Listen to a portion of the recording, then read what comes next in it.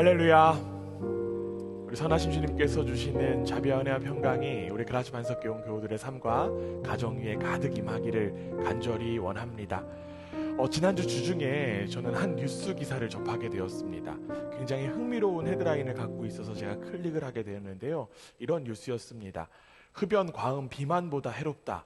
사망 위험 2배 높은 생활 습관이라고 하는 기사였습니다. 여러분 궁금하시지 않으십니까? 저는 굉장히 궁금했습니다.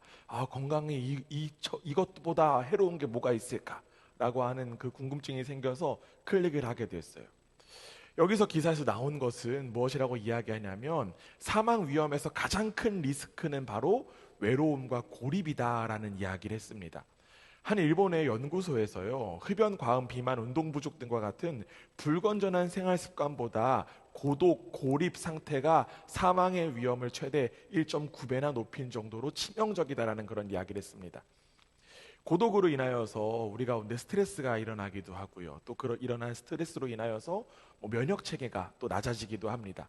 그리고 여러 가지 질병이 일어나기도 하고요. 우리가 잘 아는 것처럼 또 그 고독과 우울로 인하여서 여러 가지의 또 마음적으로 심적으로 병이 걸리기도 합니다.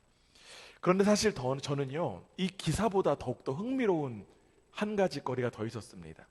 그것이 무엇이었냐면 이 기사에 나온 댓글이었습니다. 이 기사의 맨 밑에 보니까 이런 댓글이 나오더라고요. 가장 좋아요를 많이 받은 그런 댓글이었습니다. 개인적으로는 피상적 인간관계에 얽혀 괴로운 것보다는 고립감이 나을 것 같네요. 저는 이 기사의 내용도 동의가 되지만 댓글의 내용도 어느 정도 공감이 되었습니다. 관계가 너무 필요함을 알지만 우리 속에서 관계가 가장 많이 힘들기 때문에 그렇습니다. 우리 가운데 가장 연약하고 힘든 분야가 관계가 아닌가라는 그런 생각을 해봐요. 왜냐하면 우리가 아무리 노력을 한다라고 할지라도 그 관계는 회복되지 않고 오히려 더 꼬이기만 하기 때문입니다. 우리는 그래서 이 기사의 댓글처럼 스스로 고립을 자처하기도 해요. 일명 손절하는 거죠. 그런데 우리는 여기서 한 가지 더 재밌는 사실을 발견하곤 합니다.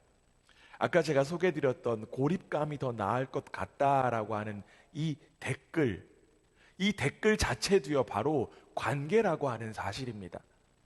우리는 아무리 오프라인상에서 관계를 맺지 않고 산다고 할지라도 온라인상에서는 어느 정도 관계를 맺고 살아감을 여기서 확인할 수 있어요. 우리가 주로 일상에서 많은 시간을 할애하는 이 SNS, 약자인데요, 소셜 네트워크 서비스라고 하는 이 표현, 어떤 사람들은 이 표현을 가지고 소셜 미디어라고 이야기하곤 합니다. 즉 특정한 관심이나 인적 관계를 구축해주는 서비스가 바로 SNS예요. 우리 가운데 스마트폰이 일상화된 이후에 소셜 네트워크는 너무나도 가까운 우리 가운데 일상이 되었습니다. 대표적으로 어떤 SNS가 있습니까? 대표적으로 어떤 소셜 네트워크가 여러분들 가운데 있습니까? 우리가 많이 누르는 페이스북도 있고요, 또 인스타그램과 같은, 그리고 트위터와 같은 것들도 있습니다. 또한 이제는 우리에게는 없어서는 안 될 메신저 같은 것들도 있어요. 여러분들 아마 여기 거의 다 쓰실 것 같은데 카카오톡 다 쓰고 계시죠? 그리고 또 여기서도 많이 사용하는 왓츠앱과 같은 것들, 우리는 메신저라고 하는 SNS를 사용합니다.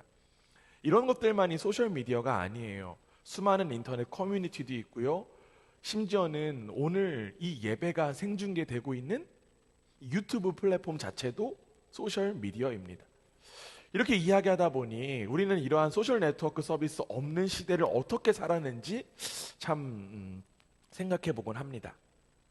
그러나 여러분, 그때도요, 그 무언가는 분명히 있었습니다. 우리가 지금은 스마트폰이 있어서 손쉽게 접속하고 교제를 맺고 관계를 맺고 살아가지만 그 당시 때에도 무언가 있었습니다. 여러분들 한번 기억을 더듬어 보시기 바랍니다. 인스타그램이나 페이스북 이전에 어떤 것들이 있었나요? 뭐요? 네. 싸이월드도 있었죠. 네, 싸이월드 있었고요. 여기서도 이런저런 이야기 나옵니다. 네, 조금 더 거슬러 가볼까요? 누구한테 여쭤봐야 되나? PC통신, 네, PC통신을 쓰던 1990년대, 네, 그쵸. 바로 나옵니다. 천리안, 하이텔, 나우누리 같은 것들 우리가 그 당시에서도 사용했습니다. 지금 무슨 얘기하는지 모르는 사람들도 있어요.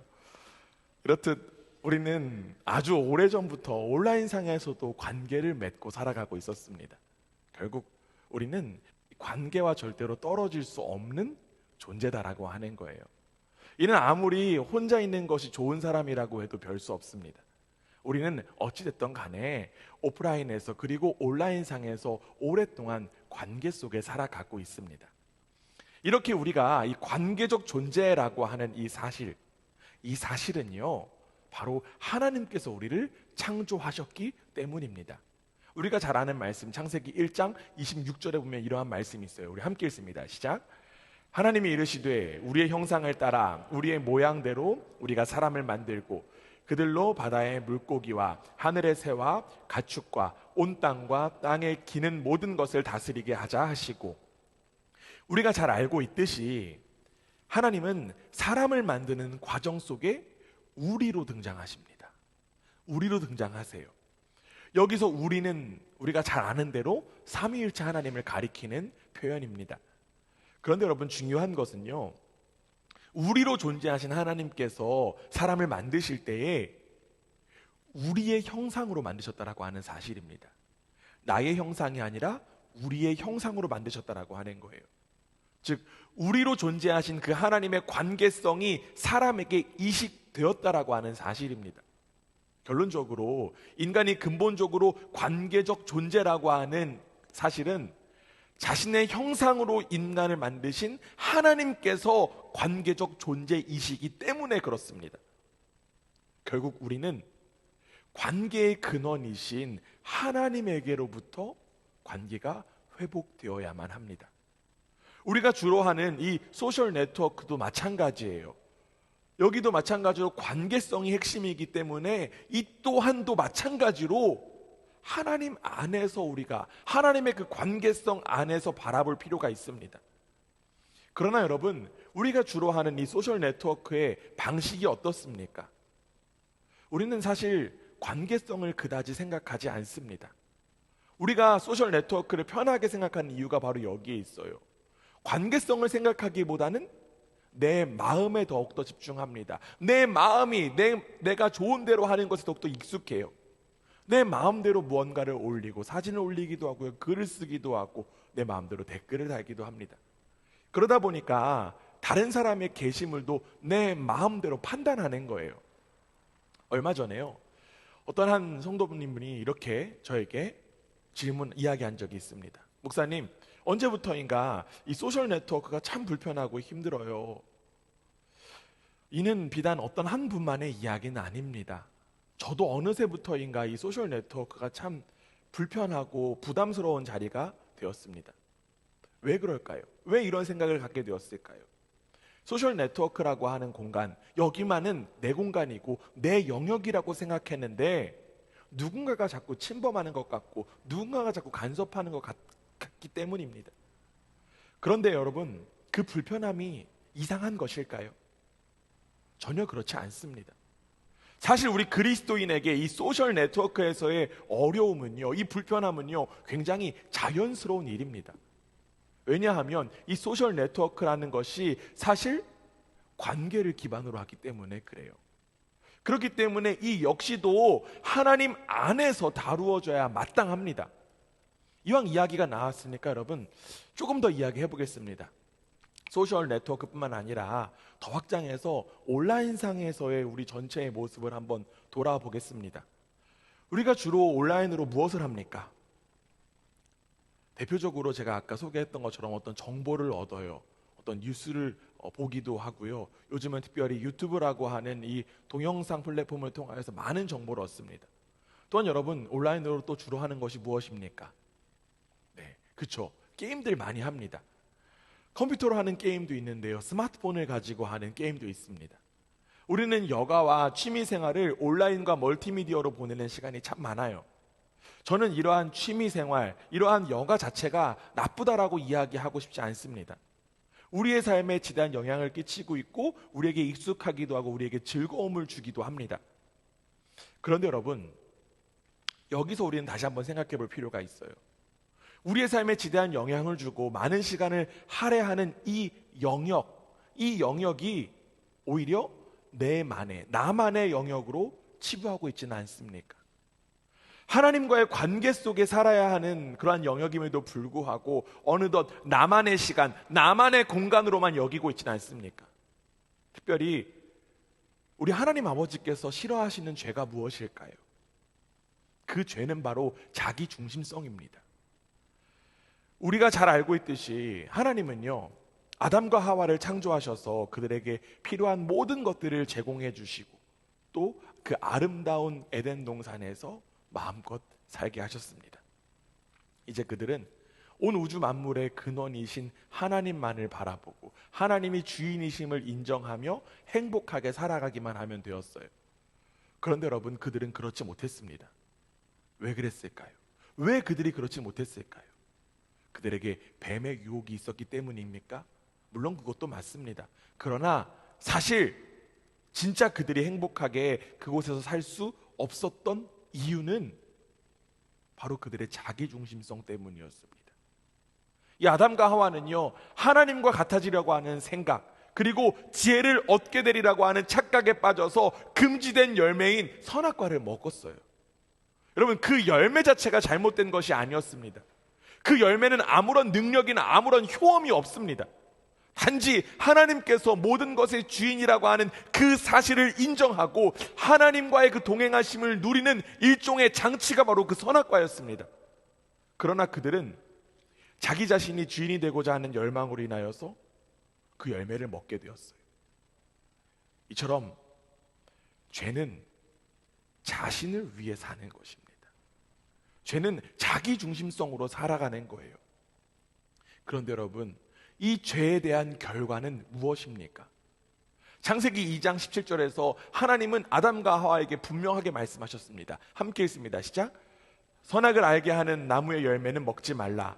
네가 먹는 날에는 반드시 죽으리라 하시니라. 여러분, 죄의 결과는 무엇입니까? 자기중심성의 그 결과는 바로 죽음입니다. 물론 죄를 지은 즉시 아담과 하와가 죽은 것이 아니었어요. 죄를 짓고 나서도요, 이 아담은요, 성경에 보면 930살까지 살았다라고 이야기하고 있습니다. 그런데 여러분, 내 목숨이 달려있다라고 해서, 살아있다라고 해서 살고 있는 것은 절대로 아닙니다. 죽음이 임한 것 아니라고요. 죽음이 임하지 않은 것 아니에요. 그는 살아있었지만 그에게는 죽음이 이미 임했습니다. 여기서 말하는 죽음은 무엇을 의미할까요? 그것은 바로 하나님과의 단절된 관계를 의미합니다. 하나님과의 관계로만 살아야 하는 인간이 하나님과 단절된 것, 그것이 바로 죽음입니다. 이것이 바로 육체적인 죽음보다 더욱더 끔찍한 고통이고 단절입니다. 바로 자기중심성의 결과가 하나님과의 단절, 즉 죽음이라고 하는 사실이에요. 그런데 여러분, 하나님은요, 우리 인간이, 우리 사람이요, 죽음의 삶을 살아가는 것을 원치 않으셨습니다. 하나님은 자신의 형상이 담긴 그 인간이, 우리 한 명 한 명이 허망한 삶을 살아가는 것을 원치 않으셨습니다. 그것을 바라보는 것 자체가 너무 힘드셨어요. 그래서 어떻게 하셨습니까? 에베소서 2장 4절에서 5절이 이렇게 되어 있습니다. 함께 읽습니다. 시작. 긍휼이 풍성하신 하나님이 우리를 사랑하신 그 큰 사랑으로 인하여 허물로 죽은 우리를 그리스도와 함께 살리셨고 너희는 은혜로 구원을 받은 것이라. 사랑과 자비가 풍성하신 하나님께서 우리 사람을 너무나도 사랑하셔서 이미 죽은 우리를 그리스도와 함께 살리셨다라고 사도 바울은 이야기합니다. 즉 우리에게 예수 그리스도를 허락하셔서 예수 그리스도가 우리의 죄로 인하여 대신 죽으시고 살아나셔서 그 사실을 믿는 자에게 하나님과의 관계가 회복되는 그 생명이 허락되었다라는 거예요. 사실 우리는 이 사실 너무나도 잘 알고 있습니다. 너무나도 많이 들어왔고요. 어찌 보면 매 주일마다 듣는 이야기입니다. 그런데 여러분, 문제는 무엇입니까? 우리는 여전히 돌아가고 싶어 한다라고 하는 거예요. 어디로 돌아가고 싶어 합니까? 하나님과의 단절로 돌아가고 싶어 합니다. 자기중심성이 가득한 그 세상으로 돌아가고 싶어 합니다. 하나님을 제거하고 내가 하나님이 되고자 하는 그 세상으로 돌아가고 싶어 합니다. 이는 얼마나 안타깝고 한심한 일입니까? 저와 여러분을 하나님과의 그 관계 회복을 위해서 예수님께서 죽으셨는데 우리는 여전히 그 죽음 이전으로 돌아가려고 하는 것입니다. 그런데 여러분, 우리가 돌아가고 싶어하는 그 열망의 자리, 그 자리가 어디일까요? 바로 온라인이라고 하는 세상이에요. 이 오프라인에서의 세계는요, 우리가 내가 하나님이 되기가 참 어렵습니다. 이 사람도 강해 보이고요, 저 사람도 강해 보이고 우리가 눈치 볼 수가 없어요. 그래서 발 뻗고 내가 하나님이다 하면 비난과 지탄을 받습니다. 내가 하나님이 되어야 하는데 내 마음대로 하고 싶은데 그렇게 할 수가 없어요. 그러다 보니까 누구나 쉽게 그 선악과를 먹을 수 있는 온라인에서 내가 하나님이 되고자 하는 것입니다. 내가 하나님이 될 수 있는 가장 최적의 자리가 어찌 보면 온라인이라고 이야기할 수 있어요. 우리는 이 온라인을 통해서 그 자신의 욕망을 채워가고 있기 때문입니다. 그 누구도 제지하지 않아요. 불법만 아니라고 하면, 어느 정도의 규칙만 잘 지킨다고 하면 충분히 내가 하나님의 자리에 오를 수 있습니다. 내가 욕망하는 것들을 채워나갈 수 있어요. 내가 보고 싶은 것 볼 수 있고요, 내가 말하고 싶은 대로 표현할 수 있고요, 내가 즐기고 싶은 대로 즐길 수도 있습니다. 그리고 거기에는 하나님의 유일한 라이벌이라고 할 수 있는 만몬이 그 세계를 더욱더 부추깁니다. 네가 하나님이 되고 싶으면 조금 더 투자해. 네가 하나님이 되고 싶으면 아이템 사면 돼. 네 하나만 더 있으면 하나님 될 수 있어. 이러한 자기중심성이 만연한 이 세계 속에 우리는 멈추어야만 합니다. 앞서 말씀드렸듯이 그만두라는 이야기 아니에요. 게임 그만하세요, 인스타그램 그만하세요, 이런 이야기 아닙니다. 우리는 여전히 자기중심성이 만연한 이 온라인의 세계 속에, SNS의 세계 속에 불편함을 가지고 생명의 삶을 선택해야만 합니다. 그렇다면 여러분, 우리는 어떻게 이 생명의 삶을 선택하며 살아갈 수 있는 것일까요? 우리는 이 온라인상에서도 어떻게 하나님과의 그 동행하심의 축복을 누릴 수 있는 것일까요? 저는 그 대답을 오늘 우리가 함께 읽은 성경 본문에서 찾아보려고 합니다. 예수님은 제자들을 향해서 이렇게 말씀하셨어요. 요한복음 13장 34절 말씀입니다. 우리 함께 읽었던 말씀인데요, 다시 읽습니다. 시작. 새 계명을 너희에게 주노니 서로 사랑하라. 내가 너희를 사랑한 것 같이 너희도 서로 사랑하라. 우리의 존재는요, 사랑으로 회복된 존재입니다. 우리는 하나님의 사랑으로 회복되었습니다. 하나님께서 우리를 사랑하셨고 그 사랑으로 순종하신 예수님으로 인하여서 생명 얻은 사람들이 바로 저와 여러분입니다. 이제 우리에게는 하나님의 사랑이 담겨 있어요. 이러한 새로운 생명이 허락된 이들에게 예수님께서는 계명을 허락하셨습니다. 그 계명이 무엇입니까? 서로 사랑하라는 것입니다. 즉 우리는요, 사랑의 삶을 살아가야 될 그 역할, 그 사명이 허락되었습니다. 그렇다면 여러분, 우리는 어떻게 이 SNS, 특별히 온라인에서 사랑의 삶을 살아갈 수 있을까요? 우리가 가장 먼저 기억해야 될 것은요, 예수님께서 이렇게 말씀하셨다라고 하는 사실입니다. 방금 우리가 읽은 말씀, 내가 너희를 사랑한 것 같이. 우리는 예수님의 사랑으로 인하여서 새로운 생명을 얻은 자들입니다. 그렇다면 예수님의 사랑, 나를 향하신, 나를 살리신 그 예수님의 사랑, 어떠한 사랑이었습니까? 말씀 찾아보면요, 빌립보서 2장 6절에서 8절 이렇게 되어 있습니다. 우리가 잘 아는 말씀 가운데 하나일 텐데요, 함께 읽습니다. 시작.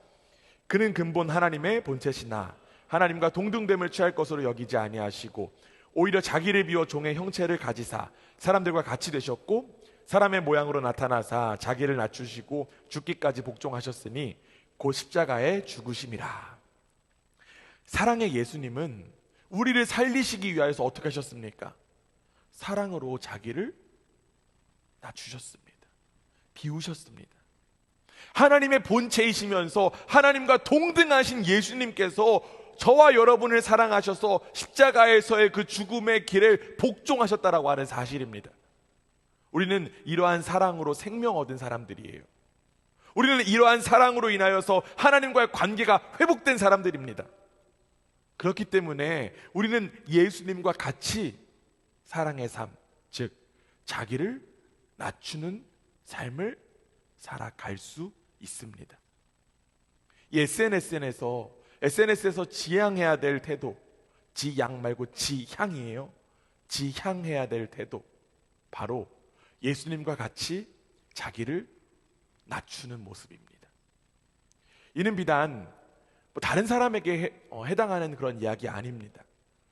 우리의 존재가 바로 자신을 낮추신 그 예수님의 사랑으로 인한 존재이기 때문에 우리는 바로 내가 이제 예수님과 같이 낮은 길 걸어가겠다라고 하는 결단입니다. 이 SNS를 비롯한 온라인에서 모두가 다 하나님이 되고 싶어 합니다. 모두가 다 하나님이 되어버려요. 마치 자신이 아담과 하와처럼 하나님이 되고 싶어 합니다. 교만의 끝을 서로가 달리는 것 같습니다. 서로 자랑하기에 바쁩니다. 나는 이런 옷을 입고, 나는 이런 음식을 먹고, 나는 이런 곳에 가고, 나는 이런 사람들과 어울려 라고 자랑합니다. 자랑하는 것이 무엇이 나쁘냐라고 반문할 수도 있지만 그 속에 과연 내가 높아지려고 하는 그 마음은 없는지를 우리는 솔직히 돌아볼 수 있어야만 합니다.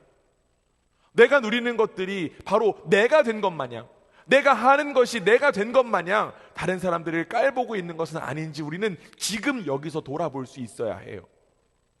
또한 어떤 사람들은요, 내 캐릭터가 더 세다고 주장합니다.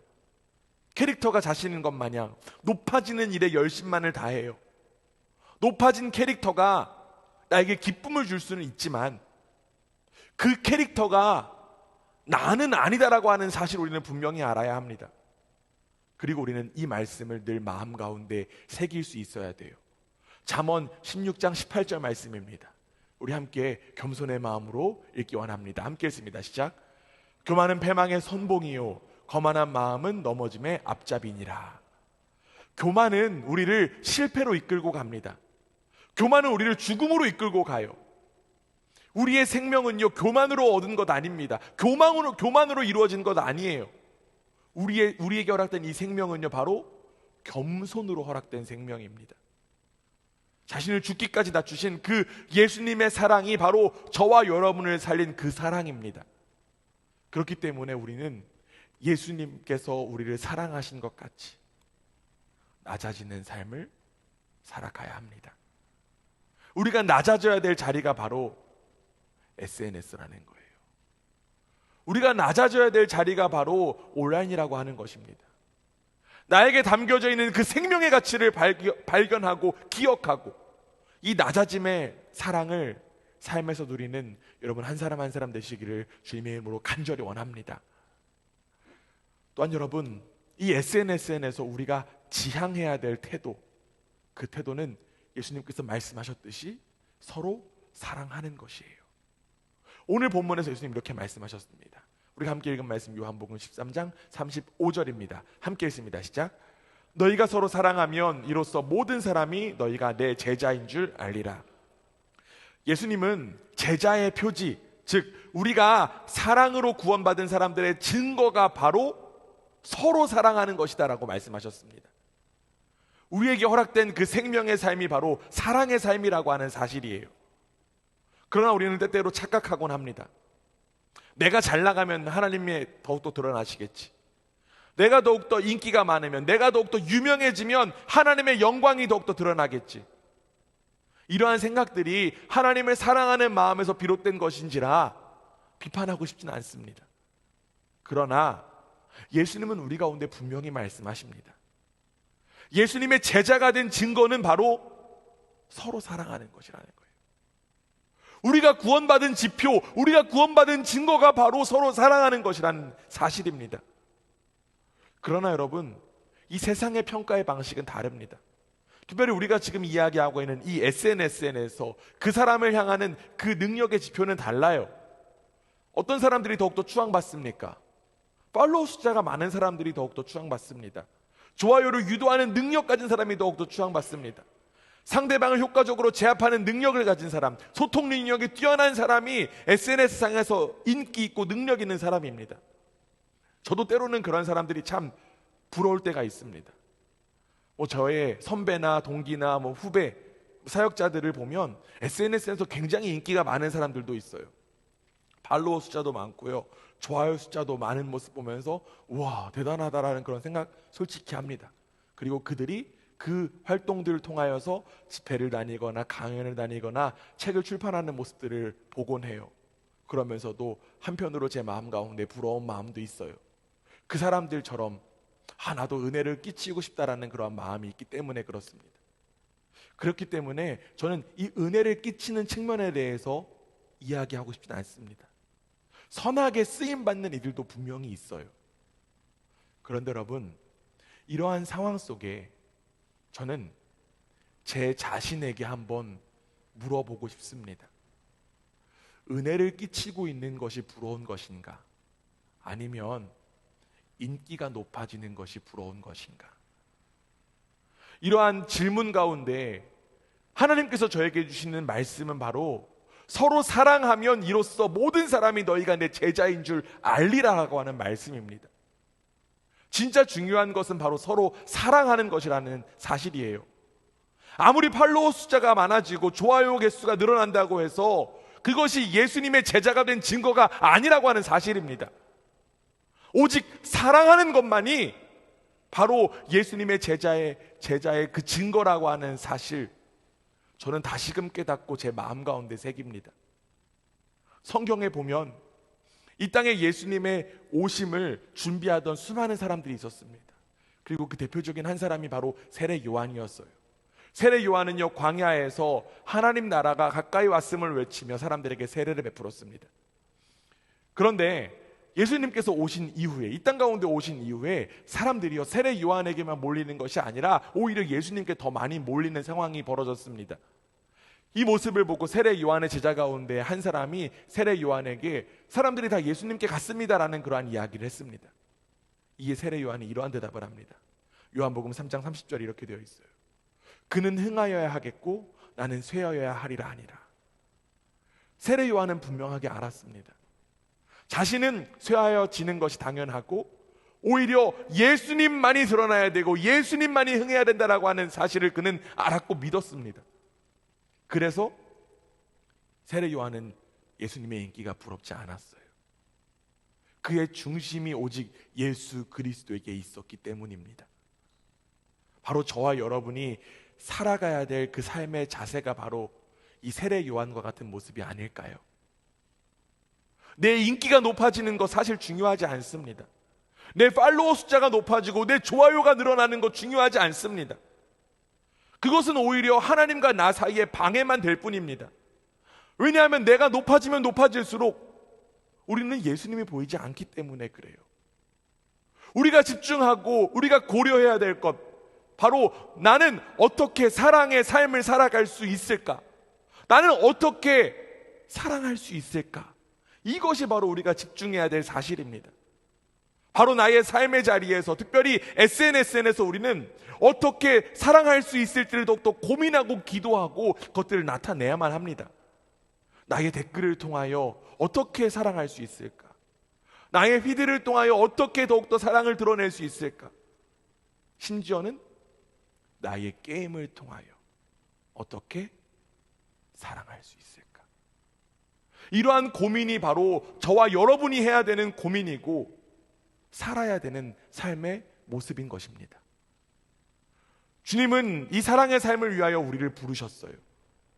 예수님은 그렇게 사랑하면서 살면 세상 모든 사람이 우리가 예수님의 제자인 것을 안다라고 말씀하셨습니다.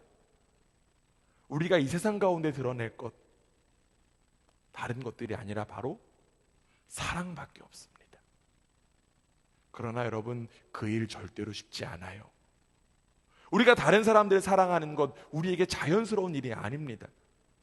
왜냐하면 우리의 본질, 우리는요, 날 때부터 죄인, 날 때부터 자기중심성에 갇힌 존재이기 때문입니다. 성경에 보면요, 특별히 시편 51편 5절에 이러한 말씀이 있습니다. 내가 죄악 중에서 출생하였으며 어머니가 죄 중에서 나를 잉태하였나이다. 우리에게는요, 이 죄인인 우리에게는 사랑하는 것보다 이기적이고 폭력적이고 욕망적인 모습이 사실 더 어울립니다. 그런데 여러분, 이제는 다릅니다. 우리는 예수님으로 인하여 새롭게 태어난 존재이기 때문입니다. 우리가 너무나도 잘 아는 말씀, 고린도후서 5장 17절 이런 말씀이 있습니다. 우리 한 목소리로 함께 읽겠습니다. 함께 했습니다. 시작. 그런즉 누구든지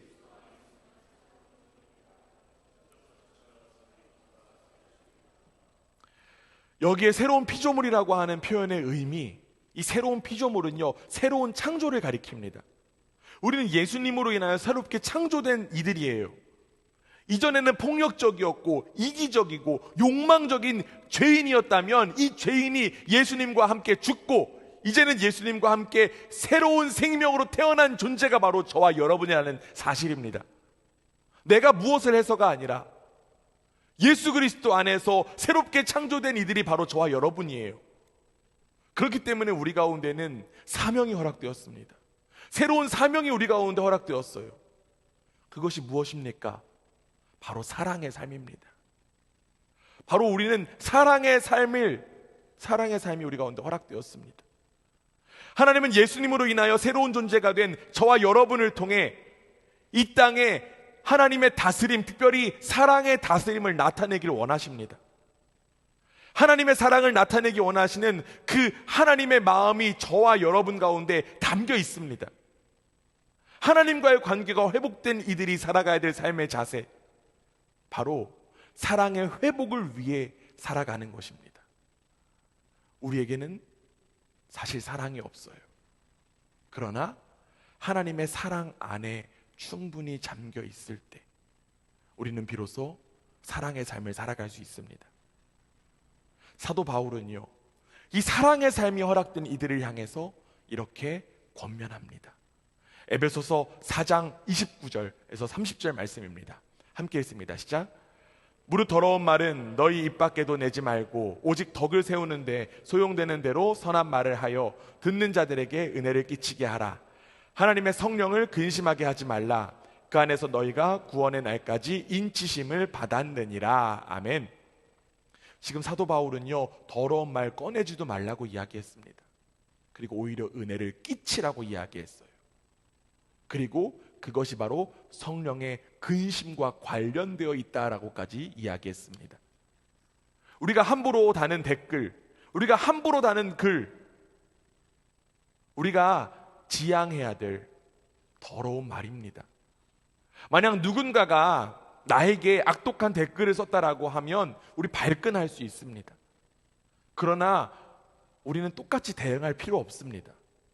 왜냐하면 우리 속에 이미 예수 그리스도의 영이신 그 성령 하나님께서 임하셨기 때문에 그분이 우리를 지키시고 보호하시기 때문입니다.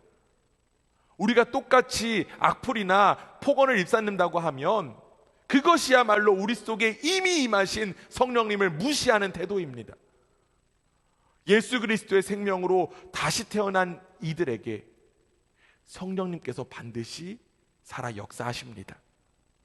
우리는 우리의 모든 일상이 성령 하나님과의 관련이 있다, 관계가 있다라고 하는 사실을 깨달으며 우리의 삶을 돌이킬 수 있어야 해요. 성령님이 우리를 마지막 그 구원의 때까지 우리를 인도하시는 줄 믿습니다. 사랑하는 우리 그라치 만석교회 교회 여러분, 우리는 관계적 존재입니다. 우리에게 관계는 너무나도 중요합니다. 그리고 그 관계 가운데 가장 중요한 관계는 바로 하나님과의 관계입니다. 그 관계를 위해 우리에게 허락된 분이 바로 성령님이에요. 그 관계를 잘 누리고 잘 지키고 보호할 수 있도록 허락되신 분이 바로 성령님입니다. 성령님이 우리의 구원의 완성을 위해 지금도 역사하시는 줄 믿습니다. 내 마음대로 하는 그 모든 활동, 내 속에 이미 임하신 성령님께서 근심하세요. 그것은 하나님을 무시한 옛 모습, 죄인의 모습이기 때문입니다. 성령의 근심이 우리 가운데 있습니다. 그렇게 이제는 그 성령의 근심을 깨닫고 우리는 우리의 일상에서, 특별히 이 SNS에서 사랑의 삶을 살아야 합니다. 여러분의 글, 여러분의 그 모든 활동들이 하나님의 사랑을 나타내는 은혜의 도구로 귀 쓰임 받기를 간절히 원합니다.